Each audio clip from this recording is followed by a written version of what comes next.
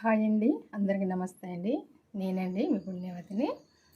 ఈరోజు మన ఛానల్లో 1 కప్పు బియ్యంతో ఒక్క బంగాళదుంపతో కమ్మనైన దోశ వేసుకుందాము.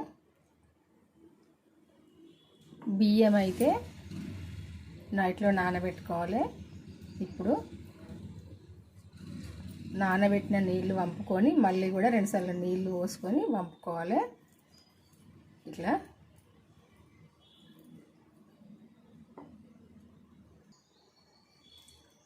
దోశకు కావాల్సింది ఉల్లిపాయ, కొత్తిమీర, పచ్చిమిర్చి తరుగు. ఇప్పుడైతే ఈ ఆలును పైన పొట్టు అయితే తీసుకుందాము. ఇది పచ్చిదే, ఈ పైన పొట్టు తీసుకోవాలి.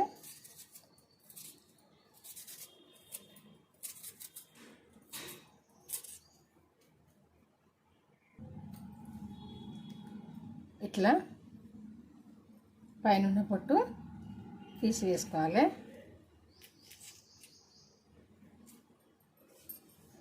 ఇది ముక్కలు కట్ చేసుకోవాలి.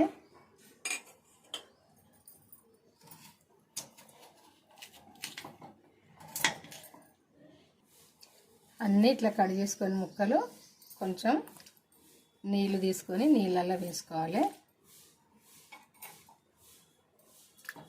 ఎందుకంటే ఈ బంగాళదుంప పైన పొట్టు తీయంగానే నల్లగా అయిపోద్ది.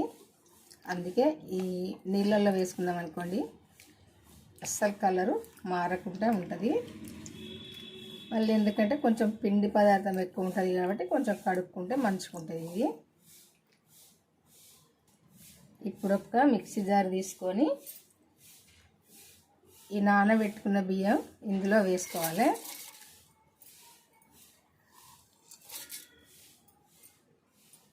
ఈ ఆలు ముక్కలు కూడా ఇందులో వేసుకోవాలి.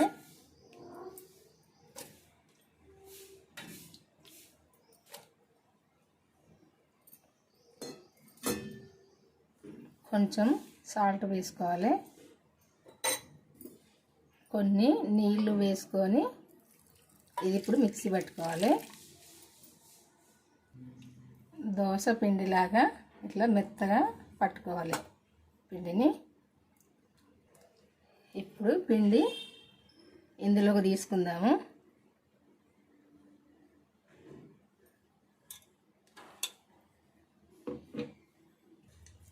మనం సన్నగా తరుక్కున్న కొత్తిమీర ఇందులో వేసుకోవాలి.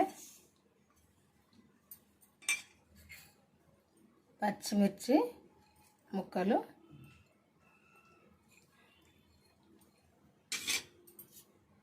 ఉల్లిపాయ ముక్కలు,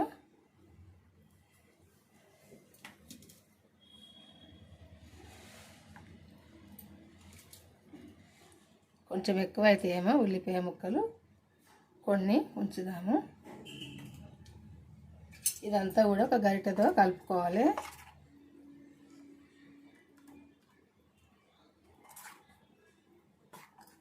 కలిసేటట్టు కలుపుకోవాలి. ఇట్లా కలిసేటట్టు కలుపుకోవాలి. పిండి కూడా ఈ విధంగా ఉండాలి, దోశ పిండిలాగా.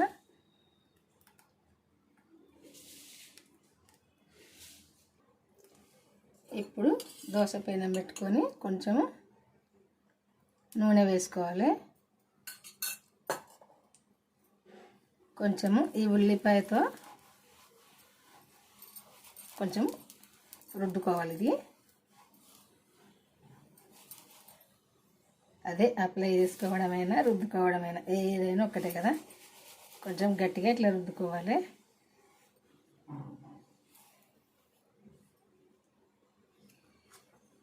ఇప్పుడు దోశ వేసుకుందాము.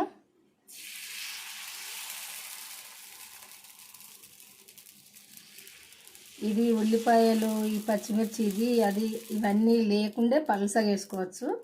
ఇవన్నీ ఉన్నాయి కాబట్టి కొంచెం మందమే వస్తుంది ఇది దోశ.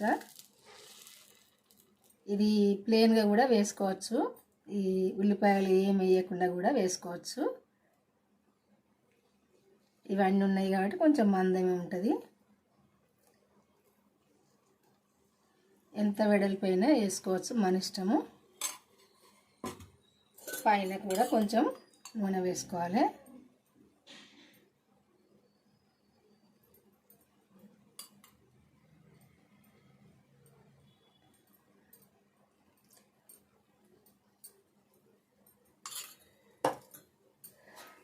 మూత పెట్టుకోవాలి.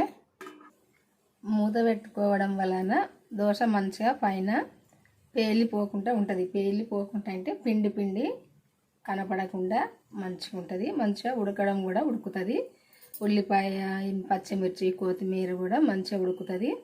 కొద్దిసేపు అయితే మూత పెట్టుకోవాలి.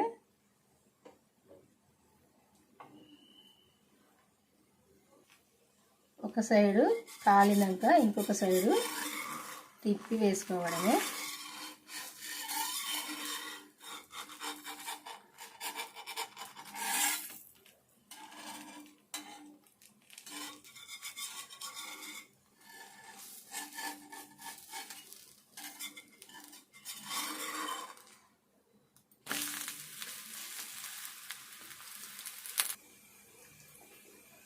రెండు సైడ్లు కూడా మంచిగా ఈ దోశ కాలాలి.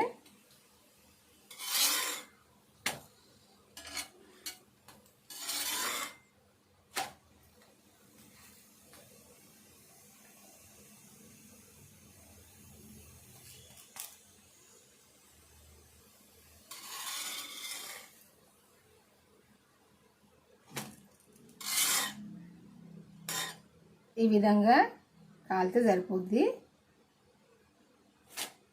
రెండు సైడ్లు కూడా అన్నీ కూడా ఇట్లనే చేసుకోవాలి. ఇంకో దోశ కూడా వేసుకుందాం.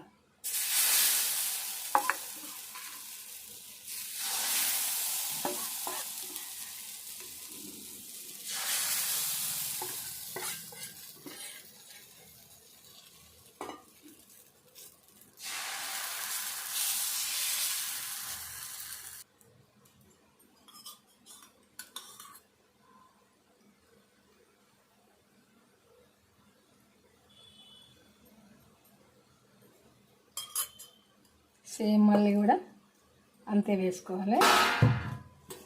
కొద్దిసేపు మూత పెట్టుకుందాం.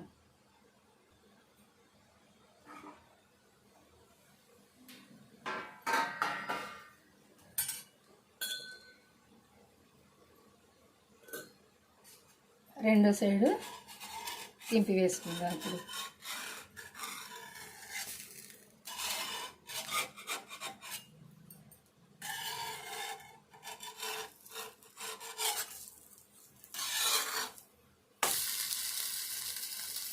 సేమ్ అంతే, అన్నీ ఇట్లా వేసుకోవాలి.